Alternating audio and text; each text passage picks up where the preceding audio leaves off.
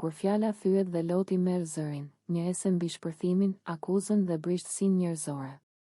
Darka, në një shtëpi si ajo e Big Brother Kosova, nuk është thjesht vakt. Është ritual. Është momenti ku tensionet ulen në tavolinë bashkë me pjatat, ku heshtjet flasin po aq sa fjalët. Dhe pikërisht aty, kur pritet normalitet, ndodh shpërthimi. Benita largohet nga Darka duke bërtitur, zëri i saj çan qetësinë e momentit, akuzat drejtohen ndaj Albës dhe pak qaste më vonë, lotët e zëvendësojnë Britman. Ky nuk është thjesht një konflikt, është kulm emocional.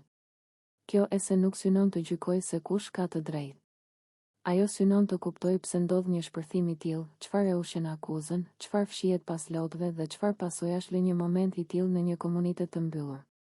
Darka si skem për emocionet e mbajtura. Në psikologjinë sociale, momentet e përbashkëta, si një darkë, janë shpesh shkëndija për emocionet e akumuluara. Gjatë ditës, individët mbajnë veten, përtypin fjalë, shtyjnë reagime. Darka i mbledh të gjithë në një hapësirë, ku vëmendja është e përqendruar dhe pritshmëritë për qetësi janë të larta. Kjo kontrast i bën shpërthimet edhe më të forta. Kur Benita ngrihet dhe bërtet, ajo nuk reagon vetëm ndaj një fjalje të fundit. Ajo reagon ndaj një grumbulli përjetimesh, ndjenjës së mosbesimit, shgënjimit, ndoshta ndjenjës së tradhtisë së perceptuar.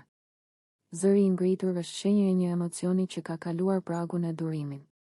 Akuza si gjuhë e dhimbjes. Akuzat ndaj Albës, të formuluara si pretendime, nuk janë thjesht sulm verbal. Ato janë gjuhë e dhimbjes. Kur dikush ndjehet i mashtruar, i anashkaluar ose i pavlerësuar, mendja kërkon një etiketë për ta emërtuar ndjesinë. Fjala mashtrim është e rëndë sepse mbart shgënjim moral. Por rëndësia e saj kërkon kujdes, akuza e tillë, pa prova dhe pa sqarim, rrezikon të bëhet gjyq publik. Këtu lind tensioni etik, njëra palë po shpreh një përjetim, pala tjetër po etiketohet. Eseja ndalet te ky dallim thelbësor, përjetimi është i vërtet për atë që e ndjen, akuza nuk është fakt pa verifikim.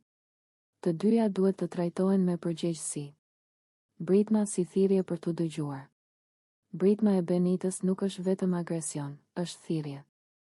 Thirrje për vëmendje, për njohje të dhimbjes, për ndalim të një situate që ajo e percepton si të padrejtë. Në një ambient ku zërat garojnë për hapësirë, Britma bëhet mjet për të mos u humbur. Por ky mjet ka kosto, ai lëndon të tjerët, polarizon grupin dhe e shtyn dialogun drejt përplasjes. Lotët, e vërteta që nuk maskohet. Pas Britmës vjen qetësia e rënë. Dhe pastaj lotët. Lotët janë momenti kur maska bie.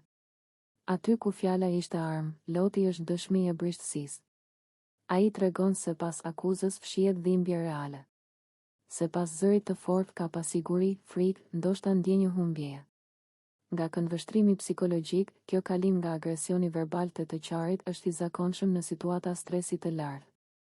Është mënyra e mendjes për të shkarkuar tensionin. Dhe pikërisht këtu, empatia bëhet e dom.